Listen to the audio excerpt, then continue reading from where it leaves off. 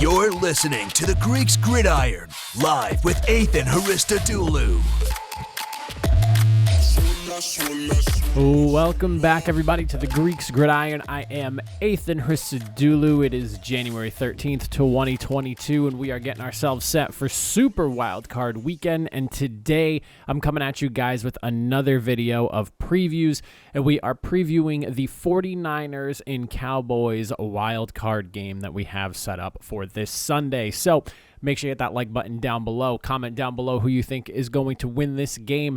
Give me your thoughts and predictions, and let's get into some conversation, shall we? So, the San Francisco 49ers win in your in situation just last week as they took down the Rams, and then the Cowboys, who already had a playoff spot solidified, had a really convincing game against a division rival that wasn't really starting too many starters during the game, but a big 51 burger on a division rival is always going to be something to be excited about, whether it mattered or not, depending on how you look at it. But the 49ers and the Cowboys, let's take a look at these two teams, kind of break some things down about them, get into the nitty-gritty and just kind of, dive into them a little bit, and we'll talk about, some key factors to the game, some players that I think will make the biggest impact going into them, maybe a disadvantage or two that each team has, and then we'll kind of go over the over-unders, the betting odds, things like that. I'll give you guys my thoughts on them. I am in by no measure a betting guru or anything like that, but I have been sharing my thoughts on them, just kind of how I think, how likely some of the things that they're predicting for having you guys bet on is actually likely to happen. So let's start off with the X Factor players going into this game, the games that I think are probably going to have the biggest impact on the game. And I'll give you guys one player that I think will be kind of the ultimate X Factor and deciding factor in the success of either of these teams. So for the 49ers, you have, there's a lot of star power on the offensive side of the ball. There's some star power on the defensive side of the ball. There are a lot of really good players on this 49ers team. You think of a guy like Deebo Samuel, who running the football, catching the football. You want to talk about just a skill talent. The guy is, yes, he's a wide receiver, but you might as well just call him an offensive weapon because he can really do pretty much either or. Run the football, catch the football, whatever you need him to do, the guy is there for you. George Kittle, best blocking tight end in the league, in my opinion, by far. If the guy weighed, 20, 25 more pounds, he probably could have been a very, very athletic and powerful offensive lineman, but instead he's catching passes like the freak of nature that he is. Then you look at a guy like Trent Williams, who, in my opinion, is the definitive best offensive tackle in the NFL, left or right side. This guy is what you want in an offensive tackle, period, end of discussion. It's not up for debate, in my opinion. There's a lot of great tackles in the league. I really do think, though, that Trent Williams is the one that sits atop of the rest. The guy is just a freak of nature and has been an absolute stalwart for the 49ers since coming in and joining the team a few years ago. Now, as for my biggest piece to this team and who I think is going to make the biggest impact and needs to make the biggest impact for this team to be successful, has got to be, and it's a fairly obvious one, but we can't forget about him, Nick Bosa. The guy is as dominant as his older brother is, Joey Bosa. The dude is an absolute freak of nature. 16 sacks this year. He had 75 pressures, 4 forced fumbles, 27 total tackles. I mean, you name it, the guy can get it done, and I have the utmost respect for this guy. He is a premier edge rusher. Now, the reason I'm bringing him up is because the Cowboys are a team that they have an air attack like nothing you really see around the league. They have a 3-headed monster at wide receiver, running backs that can catch the pass as well. They have a pretty solid tight end at that and a great offensive line. You need a game wrecker like Nick Bosa to get in there, disrupt that passing game, disrupt the running game as well, and really break things up and break things down for that Cowboys offense. And Nick Bosa is going to have to be the star that he is and be the guy that makes a difference on that defense to slow down this high-powered offense that the 49ers are going to be up against.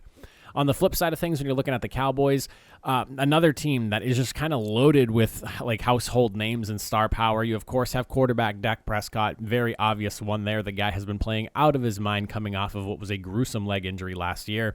Micah Parsons, the not even up and coming, the arrived rookie phenom that he is, a guy that has arguably been a defensive player of the year candidate, by far defensive rookie of the year candidate at this point. Wide receiver Amari Cooper, you name it. They got wide receivers, they got running backs, Ezekiel Elliott. I mean, they have everything. They got D linemen, linebackers, cornerbacks making plays. But the one guy that I think who really needs to step up and have a big game this weekend and really make a difference for the team to be successful going up against a 49ers pass defense that's been very good this year is wide receiver CeeDee Lamb. And you're probably wondering, all right, well, why CeeDee Lamb and not Amari Cooper, the guy that's like the number one guy? Well, he is the number one guy. Amari Cooper is a great wide receiver, great route runner, great hands. I mean, he does everything very, very, very well. However, he is the one guy, and he's going to be followed, or he's going to be set up to go up against the best of the best in that 49ers secondary. So you have to find somebody else aside from Amari Cooper to make those big plays. Obviously, there's a possibility that Amari Cooper gets hot, and this whole point is moot. But CeeDee Lamb, when you look at his body of work this year, 79 receptions, 1,102 total yards. He had 6 touchdowns. He had 431 yards after catch and only 7 drops throughout the entirety of the season. I think he was targeted a little bit over 100 times this year. So to have only 7 drops out of 100 attempts, 7% drop rate, not bad. And I think it's even less than that. Very impressive year. However, the one thing that I noticed when I was going back through the numbers is he has 0 touchdowns since week 10 of this year. He has not been getting into the end zone much this later half of the season. And for the Cowboys to stay consistent and stay the dominant air attack that they are, that everyone seems to know them for, he needs to be getting into the end zone as well. He is an athletic freak. He has doubled down on that rookie season he had and just improved and gotten better this year. I want to see him step up and be, rather than the number 2 wide receiver, the 1B or even the 1A going into this game, while Amari Cooper is seeing the heavier coverage and getting the focus as the number 1 wide receiver that he is for the Cowboys. CeeDee Lamb having a great game will open things up for the rest of the offense, and Amari Cooper as well, to really allow this passing game to get crazy like the Dallas Cowboys want it to be. Now, for some things to watch and just kind of like key matchups and stuff that I will be keeping a close eye on as we go through the game, I have 3 different things lined out for you all. The first one that I want to bring to your attention, and this is probably my favorite one of the 3 because I'm a massive fan of offensive and defensive line play. I love the trenches. I love watching them get after each other. My favorite player in the NFL right now is offensive guard Quentin Nelson. I tell people that all the time. I love seeing nasty offensive line play. I love seeing great defensive line play, that kind of stuff. It's something about it. It's just like a battle, It's not something you see there that doesn't really get focused on as much, but I'm going to bring the focus here today. That 49ers O-line going up against the Cowboys defensive front. Now, why do I say this? Well, 49ers, you're looking at 33 sacks allowed on offense, averaging about 127.4 yards rushing a game. That's 7th best in the league. And they actually average at tied for first 6.1 yards per play. This offensive line on the ground paves highways, literal highways for the running game to just completely steamroll defenses. They protect the quarterback, whoever it is, whether it's Jimmy Garoppolo or Trey Lance, the quarterback very, very well. Again, 33 sacks, 11th best in the league, just outside the top 10. This is an offensive line that is just stacked to the brim with talent. Then you have the Cowboys defensive front, very successful unit. 41 sacks on the year ties them at 13th. They have 189 total pressures on the quarterback, which is 3rd best in the league, and they are averaging about 112.8 yards a game rushing, which is a little bit higher than you'd want them to be for this defense. It's 16th in the league, but still definitely in the top half of the entire NFL. I love these kind of trench wars, and I love to see great, defensive fronts go up against these stout offensive lines. And I tell people all the time, the linemen on offense do not get enough credit, and D linemen don't really as well. People, I think, look at, like, when you think of the greats in the NFL, there's a lot of, or at least recently more so than anything else, because it's such a passing league. You look at guys like Darrelle Revis and Ed Reed and Troy Polamalu and Champ Bailey and Brian Dawkins and all those guys. You look at them with their flashy plays and the hard-hitting styles and all that stuff. D linemen do get a fair amount of respect. Don't get me wrong. Your Robert Mathises, your James Harrisons, those kinds of guys, DeMarcus Ware, and I know I'm forgetting people out, so please do not be offended. But I feel like offensive line does not get that kind of love, and I love seeing that kind of nasty play, and I love seeing the D-line challenge those great offensive linemen. I mean, when you look at like the tail of the tape in the matchup here, it's an exciting one with a lot of name value and just actual really good talent at their positions. For the Cowboys, DeMarcus Lawrence, Randy Gregory, a guy that's not talked about enough, but I believe he had 6 or 7 sacks this year. Dorrance Armstrong, he can get after the quarterback himself. Probably not heard a lot about him, but when I was going through the numbers and looking at some of the tape, this dude is a freak, and it has a lot opened up for him because of how great of a group that he has around him as well.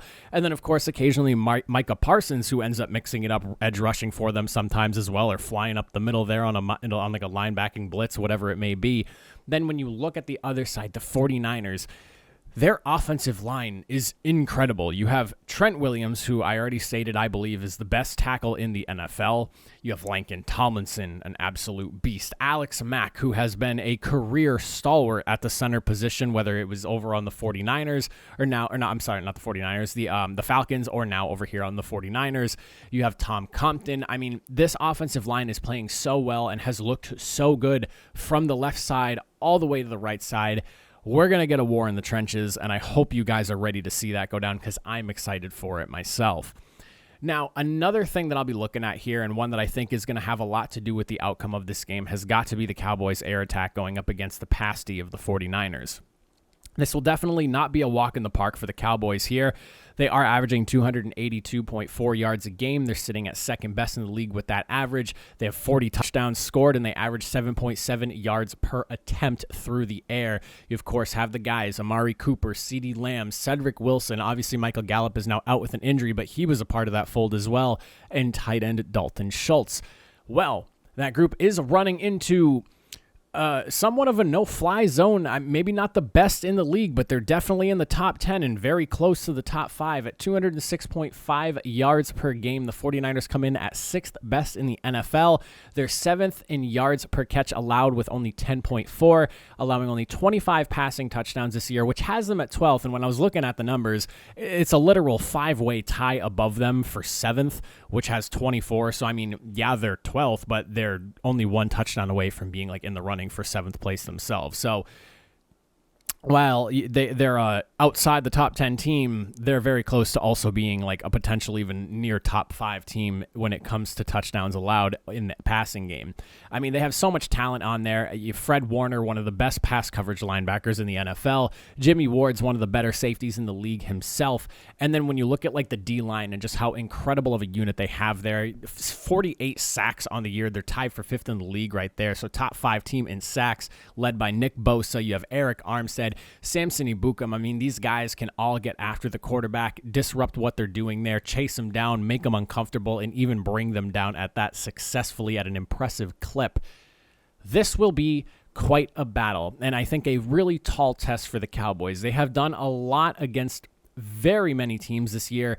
They have been very successful in what they've done through the air, and I think that this will be a really solid test. And while the 49ers just squeaked into the playoffs in Week 18, this is probably one of the last teams you actually want to be running into come playoff time, with just where they're at right now, health-wise, the style of play they have, and where their efficiencies are on the defensive side of the football.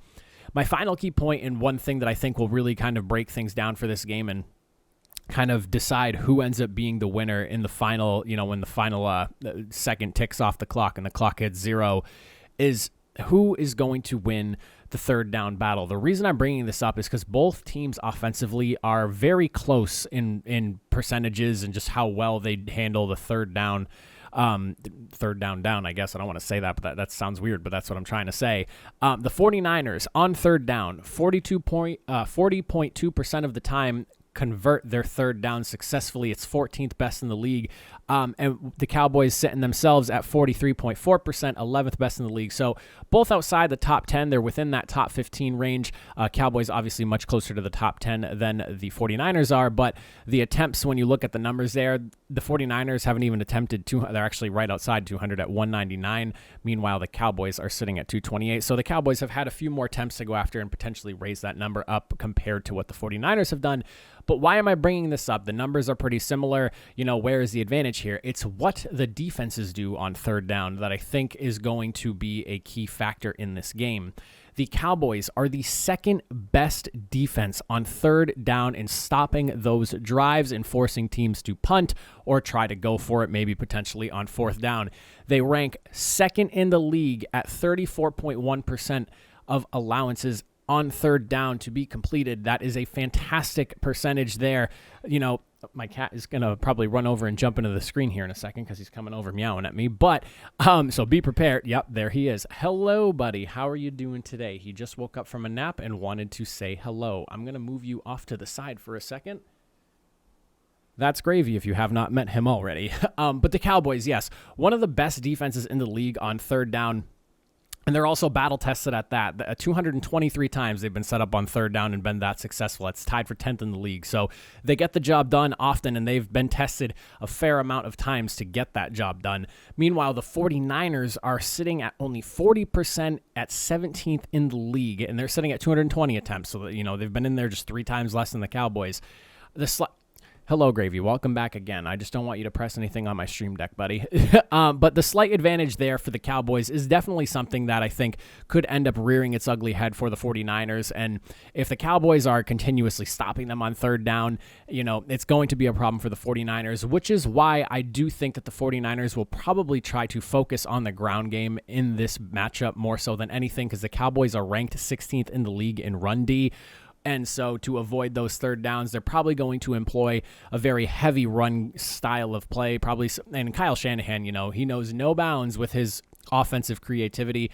I expect there to be a lot in this game in terms of trickery and just really trying to deploy as much as they can on the ground to really take it to this run D that is not necessarily the best, but not necessarily the worst either with the Cowboys. Now, as for my one big disadvantage for both of these teams, something that I think the other team should really look at and really try to take advantage of, the 49ers QB situation has probably got to be the biggest and most glaring one that I think is going to potentially get exploited in this game. Jimmy G's dealing with the thumb thing.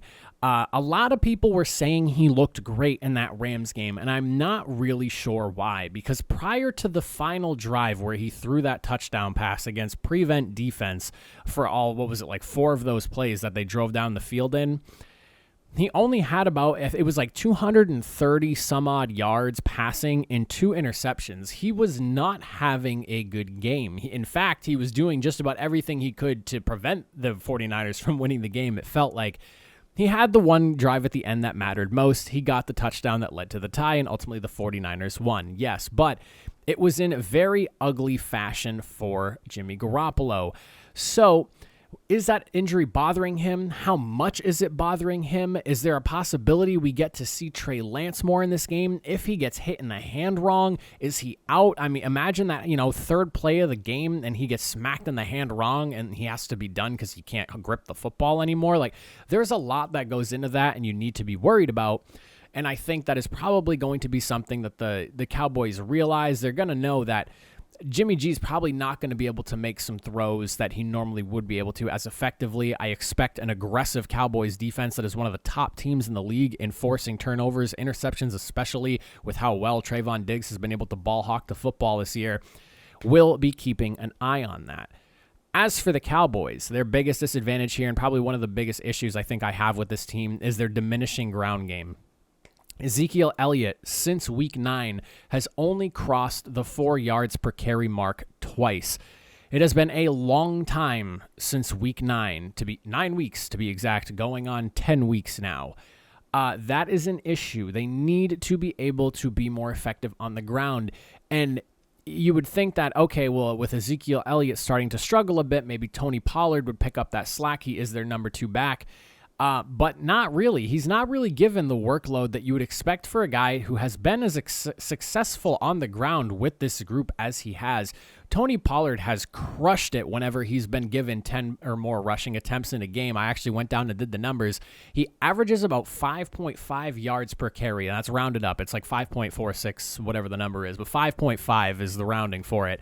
But for some reason, he isn't given that true number 1 back workload.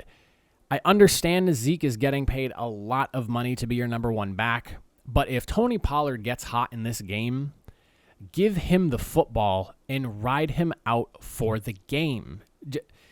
Again, when he's given 10-plus attempts in any game this year, he's averaging roughly 5.5 yards a carry. That's literally a first down every other run. Give him an opportunity to carry the rock like a number one back if he's showing that ability in that game. As for wrapping up the video and talking about the final scores, the over-unders, that stuff like that, I want to give my opinions on the betting odds and what I think about this. The Cowboys are -3 favorites as the 49ers are +3 for the upset. Do I think the Cowboys could cover on that? I definitely think so. I expect this game to be a little bit closer. I expect the 49ers to employ a very heavy rushing attack, like I had mentioned earlier, to really get after the Cowboys' 16th ranked run D and give them some headaches as they go through the duration of the game. I don't expect Jimmy Garoppolo to be throwing 30, 35, 40 passing attempts in this game.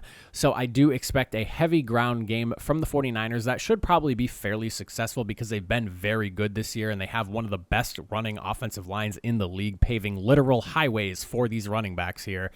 Meanwhile, the Cowboys, they have a tough test going up against this pass D. Again, the 49ers are really good at getting after the quarterback. They don't have like the best talent at the defensive back position, but they do have good enough talent with a great defensive line that can get after the quarterback and really cause some problems for them. So I do like the Cowboys in this game. I think it is possible they cover -3, and if the 49ers do get the upset, that +3 for the 49ers is definitely something that's possible as well, but I am leaning towards Cowboys -3 on this one. The over-under being at 51, obviously with my final score, if you can add, I'm going to put it at 31-27 Cowboys. So again, I like Cowboys -3, and I expect the Cowboys to win in what should probably be a shootout, and it's going to be a weird one. You're going to see a dominant 49ers ground game with a potentially dominant, or maybe trying to find a way to get things done on the ground in the Cowboys running game there with Tony Pollard. We'll see how it all shakes out. But 31-27, I like the Cowboys. I think they get the job done at home and send the 49ers packing there in the Super Wild Card round. But that is my preview for the game. I appreciate you all for watching. Let me know what you guys think in the comment section down below. And again, make sure you hit that like button, hit that sub button. We're previewing games all week long, just like we did this one here. So do not miss out on any of the content I got coming your way. Enjoy the rest of your, what is today? Thursday. Have a good rest of your week if I don't see you later.